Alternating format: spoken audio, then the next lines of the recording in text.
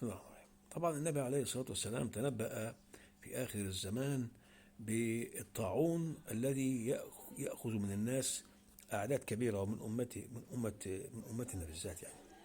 طبعا هو يعني مقصود بها الأوبئة والفيروسات اللي ظهرت اليومين دول. طيب عمران حسين سؤال عن الفيروسات ديت، هل هي طبيعية ولا مصنعة؟ قال لك هي حرب بيولوجية، وروسيا قدمت تقرير ودليل لمجلس الأمن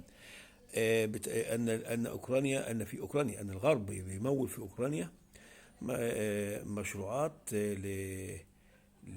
لنشر الفيروسات المصنعة، وده عن طريق بيحطوا مع أرقام معدنية في رجل الطيور والخفافيش، وبتبقى متصلة بالأقمار الصناعية، ويضربوها فوق البلد اللي عايزين ايه